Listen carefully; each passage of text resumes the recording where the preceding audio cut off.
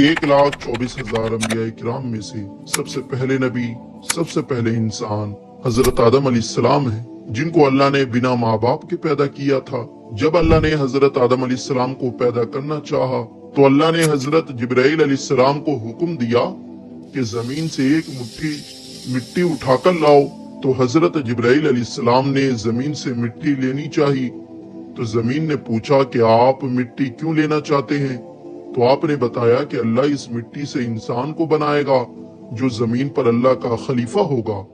اس پر زمین کہنے لگی میں خدا کی پناہ مانگتی ہوں اس بات سے کہ مجھ سے کچھ کم کیا جائے یا میری کوئی چیز خراب کی جائے۔ تو حضرت جبرائیل علیہ السلام بنا مٹی لیے واپس چلے آئے اور اللہ سے عرض کی اے میرے رب، زمین نے تیری پناہ مانگی تو میں تیرے نام اور تیری عزت کا ادب رکھتے ہوئے واپس آ گیا اور اسے پناہ دے دی۔ پھر اللہ نے حضرت میکائیل علیہ السلام کو بھیجا تو وہ بھی اسی طرح واپس آ گئے۔ پھر اللہ نے حضرت اسرائیل علیہ السلام کو بھیجا۔ جب زمین نے ان سے پناہ مانگی تو انہوں نے فرمایا میں اس بات سے اللہ کی پناہ مانگتا ہوں کہ اس کے حکم پر عمل کیے بغیر میں واپس چلا جاؤں۔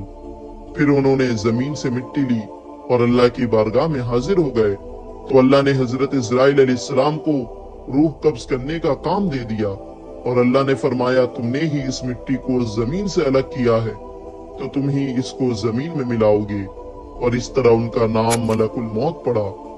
ہمارے نبی ارشاد فرماتے ہیں کہ اللہ نے حضرت آدم علیہ السلام کو ایک مٹھی مٹی سے پیدا کیا ہے جو پورے زمین سے لائی گئی تھی، جس میں لال، سفید، کالی، نرم اور سخت مٹی شامل تھی۔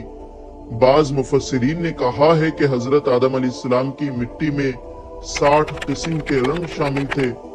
وہ تمام رنگ آپ کی اولاد میں پائی جاتی ہے۔ جب زمین سے مٹی آ گئی تو مٹی کا غارہ بنایا گیا، پھر اس پر کئی سال بارش برسائے گئے، پھر اسے ہواؤں کے ذریعے خشک کیا گیا تو بجنے والی مٹی کی طرح ہو گئی جیسے ٹھیکری۔ پھر فرشتوں کو حکم ہوا کہ اس کو میدان عرفات کے پاس وادی نعمان میں رکھ دو۔ اس کے بعد اللہ نے اپنے دست قدرت سے حضرت آدم علیہ السلام کا پتلا بنایا۔ جب حضرت آدم علیہ السلام کا وجود بن گیا تو فرشتوں نے پہلے کبھی ایسی خوبصورت شکل و صورت نہیں دیکھی تھی۔ وہ حضرت آدم علیہ السلام کا چہرہ دیکھ کر بڑے حیران ہوئے۔ پھر 40 سال تک پتلے کی صورت میں ہی اسی طرح وہ بے جان پڑا رہا۔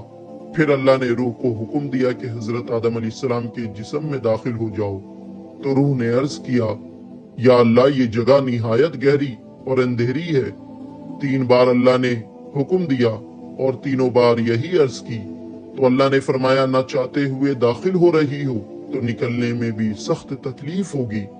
اسی وجہ سے جب انسان کے جسم سے روح نکلتی ہے تو بہت زیادہ تکلیف ہوتی ہے۔ سب سے پہلے روح حضرت آدم علیہ السلام کے سر میں داخل ہوئی تو حضرت آدم علیہ السلام کو چھینک آ گئی تو اللہ نے آپ کے دل میں الحمدللہ کہنے کا الہام فرمایا تو آپ نے الحمدللہ پڑھا۔ اس پر خود اللہ نے یرحمک اللہ کہا۔ جب روح کمر تک پہنچی تو آپ نے اٹھنا چاہا مگر نیچے لے آئے کیونکہ نیچے کے حصے میں ابھی تک روح نہیں پہنچی تھی۔ جب تمام جسم میں روح پہنچ گئی تو اللہ نے حضرت آدم علیہ السلام سے کہا اے آدم بتا میں کون ہوں؟ تو حضرت آدم علیہ السلام نے کہا آپ اللہ ہیں، آپ کے سوا کوئی عبادت کے لائق نہیں۔ تو اللہ نے فرمایا تو نے صحیح کہا۔ پھر اللہ نے حضرت آدم علیہ السلام کو فرشتوں کی بیٹھی ہوئی جماعت کے پاس بھیجا اور فرمایا کہ جا کے کہو السلام علیکم۔ تو انہوں نے فرشتوں سے کہا السلام علیکم تو فرشتوں نے جواب دیا علیک السلام ورحمت اللہ۔ پھر اللہ نے کہا اے آدم یہ تمہارا اور تمہاری اولاد کا آپس میں سلام ہے۔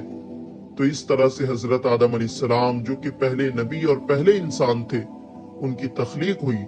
تو کامنٹ میں سبحان اللہ ضرور لکھیں۔